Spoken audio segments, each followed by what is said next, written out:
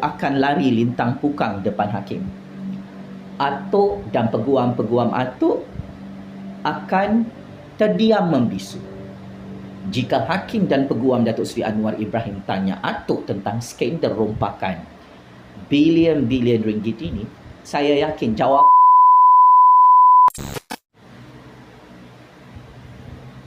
Bismillahirrahmanirrahim. Akhirnya genap 20 hari 20 malam. Atuk penyamun laknatullah bersama anak-anak bilion A penyangak kesayangannya tak boleh jawab, tak boleh nafikan skandal rompakan terbaru bernilai lebih 2 bilion ringgit yang didedahkan dan dikantoikan oleh Yang Amat Berhormat Perdana Menteri ke-10 dalam Mahkamah Malaysia. Oleh itu, bertitik tolak daripada skandal rompakan terbaru ini, sudah tiba masanya Atuk hari ini 2 Julai 2023 memandangkan Atuk dan anak-anak bilion A penyamun Atuk tak boleh nafikan bukti-bukti baru, bukti-bukti kukuh, bukti-bukti fresh. Atuk merompak projek orang Melayu, merompak duit Petronas untuk memperkayakan anak-anak dan menantu sendiri. Adalah lebih baik Atuk minta ditangkap dan dipenjarakan oleh SPRM, oleh Kerajaan Anwar, oleh Kerajaan Agung hari ini. Ya, ini adalah nasihat jujur saya kepada Atuk. Sial, cukup sial ya. Dalam keadaan skandal rompakan baru ini, Atuk tak boleh senyapkan, tak boleh sembunyikan di bawah karpet mahkamah bersama anak-anak bilion A penyamunnya. Perkara ini terus saya gesak dan gasak. Atuk perlu jawab.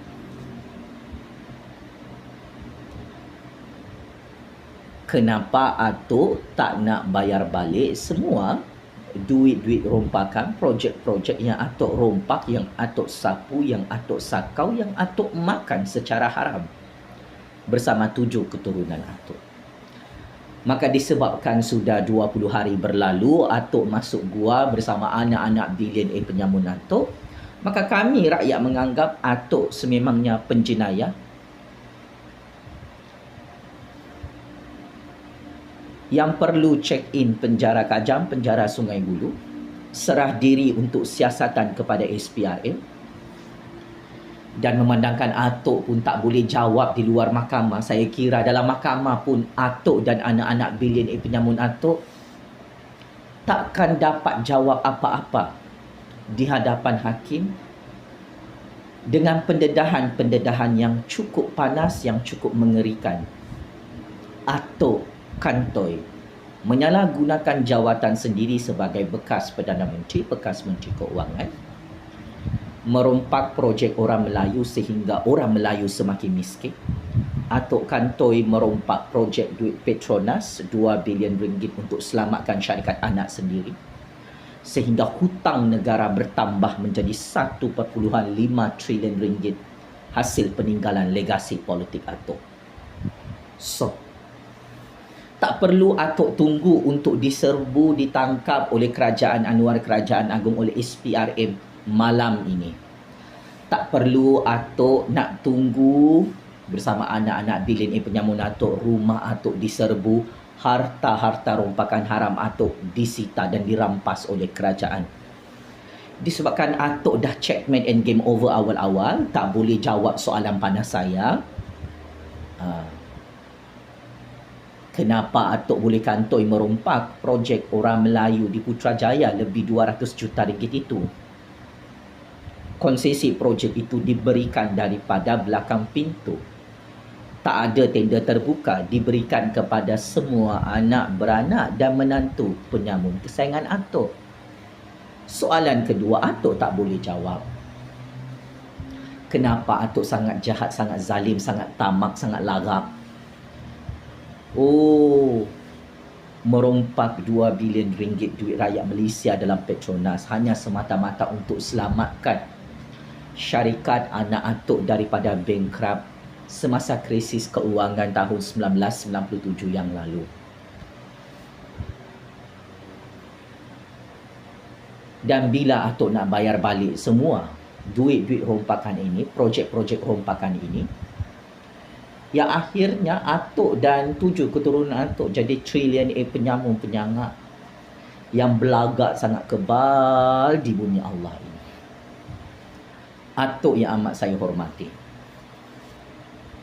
anda sudah kalah awal-awal dalam saman sivil 150 juta ringgit yang anda sendiri failkan ke atas Datuk Seri Anwar Ibrahim yang berkata benar, mendedahkan bukti-bukti baru, bukti-bukti sahih, bukti-bukti kukuh sampai Atuk dan anak-anak bilioner penyamun Atuk 20 hari terdiam membisu, tak boleh jawab. Peguam-peguam Atuk pun dah tak boleh backup Atuk di luar mahkamah maupun dalam mahkamah. Sampai Atuk lari ke negara Turki, masuk gua sebab Atuk nak kumpul duit bayar Datuk Seri Anwar Ibrahim yang confirm Atuk kalah dalam mahkamah.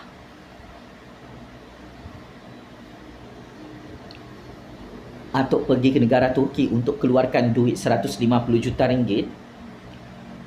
Atuk dah nampak bayang-bayang confirm kalah lawan Anwar Ibrahim dalam saman wayang politik ini.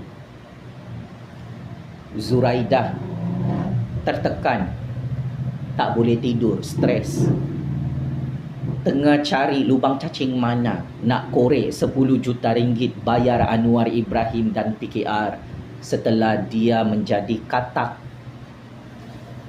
pengkhianat yang tidak bermaruah, melanggar perjanjian yang dia tanda tangani sendiri. Kalau Zuraida ni pun boleh kalah dalam mahkamah yang konon-konon yang dipegang oleh Atuk, tak mampu bayar 10 juta ringgit ni. Lepas ni giliran Atuk kena kumpul duit 150 juta ringgit bayar Anwar Ibrahim dalam saman ini. Atuk sendiri saman Anwar, Atuk dah kalah awal-awal. Sampai Atuk dengan peguam-peguam Atuk malu bersama anak-anak bilioner penyamun Atuk kantoi dengan modus operandi skandal jenayah rompakan saga terbaru dalam Mahkamah Malaysia.